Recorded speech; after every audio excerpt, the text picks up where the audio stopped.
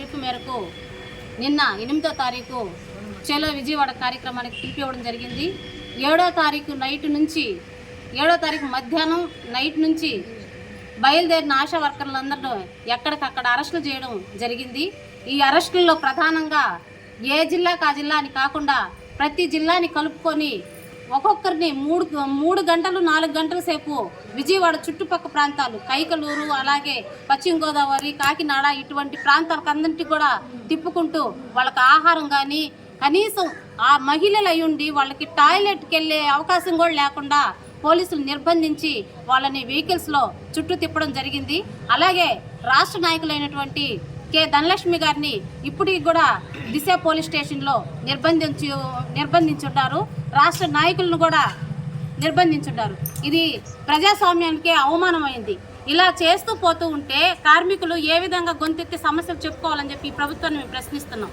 అలాగే ఆశా వర్కర్లు ఈరోజు ప్రభుత్వంలో ప్రధానమైన పాత్ర పోషిస్తున్నారు. ప్రజలకి ప్రభుత్వానికి అనుసంధానంగా మాతా శిశు మరణాల కాడి నుంచి ఈరోజు ప్రభుత్వం చేపట్టే ప్రతి పని ఆశా వర్కర్లు భుజాల మీద వేసుకొని పనిచేస్తున్నారు. ఆశా వర్కర్ల పనులకైతే కావాలి, వాళ్ళకి బతికేదానికి అవకాశం అయితే ఇచ్చే పరిస్థితి లేకుండా పోతుంది. దీన్ని మేము తీవ్రంగా ఖండిస్తున్నాం. ఆశా వర్కర్లకి కనీస వేతనం ఇవ్వాలి, ప్రభుత్వ ఉద్యోగాలు గుర్తించాలి. అలాగే ఆశా వర్కర్లకి సెలవులు, ఈరోజు గర్భవతులు కూడా పక్కన గర్భవతికి సేవ చేయడానికైతే గర్భవతి గర్భంగా ఉండిపోతుందే కానీ ఆమె డెలివరీ అయినా కూడా కనీసం వారం 10 రోజులు కూడా రెస్ట్ తీసుకునే పరిస్థితి లేదు. జీతం కట్ చేస్తున్నారు. దీన్ని కూడా మేము ఖండిస్తున్నాం. మేము అడుగుతుంది ఒకటే, ఆశా వర్కర్లు ప్రభుత్వ ఉద్యోగాలుగా గుర్తించాలి, ఆశా వర్కర్లకి వేతనంతో కూడినటువంటి మెటర్నిటీ లీవ్ ఇవ్వాలి, అలాగే బీమా సౌకర్యం, ఎక్స్గ్రేషియా, చనిపోయిన వాళ్ళ కుటుంబంలో అర్హులైన వాళ్ళకి ఉద్యోగం ఇవ్వమని చెప్తున్నాం. ఆ పరిస్థితి లేదు. ఈరోజు నోటిఫికేషన్ వేస్తే ప్రభుత్వ నాయకుల ద్వారా నోటిఫికేషన్ ఫిలప్ చేస్తున్నారు. అలా కాకుండా ఎవరైతే ఆ కుటుంబంలో మరణించారో వాళ్ళకి ఖచ్చితంగా ఆ కుటుంబంలో సభ్యులకి ఒకరికి పోస్ట్ ఇవ్వాలి. చనిపోయిన ఆశా వర్కర్లకి 10 లక్షలు ఎక్స్గ్రేషియా ఇవ్వాలి. ఈ డిమాండ్ల మీద మేము నిన్న కార్యక్రమం చేస్తే ఎవరికి కూడా సానుభూతి పరంగా ఈ ప్రభుత్వం చేయలేదు.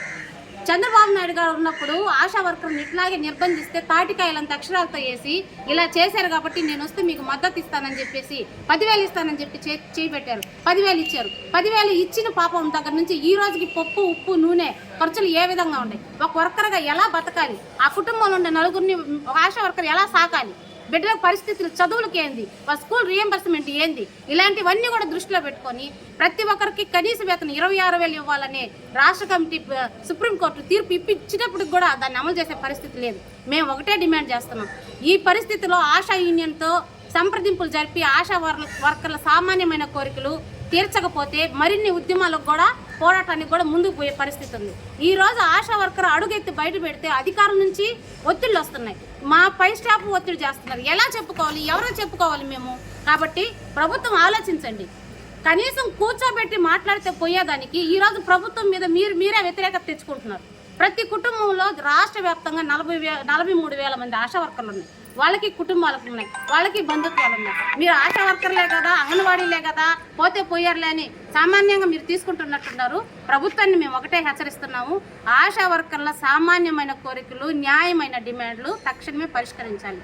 అరెస్టులైన నాయకులందరినీ వెంటనే రిలీజ్ చేయాలి. అలాగే ఇబ్బందులు పాలు చేస్తున్న ఆశా వర్కర్లను కూడా సెలవులు ఇచ్చి వాళ్ళు ఎక్కడెక్కడి నుంచి వచ్చారో వాళ్ళ సురక్షితమైన ప్రాంతాలకి తరలించే సామాన్యమైన న్యాయం కూడా చేయాలని చెప్పి సందర్భంగా మేము కోరుకుంటూ జిల్లా అధ్యక్షురాలు కంచుపాటి విజయలక్ష్మి.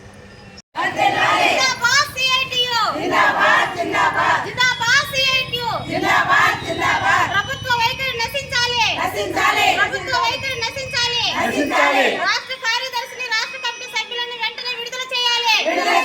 రాష్ట్ర చలో విజయవాడ కార్యక్రమాన్ని అడ్డుకున్న ప్రభుత్వ నిరంకుశ వైఖరి నశించాలి. చలో విజయవాడ ఆశా వర్కర్ల కార్యక్రమం అడ్డుకున్న నిరంకుశ వైఖరి పరిస్థితుల్లో నశించాలి.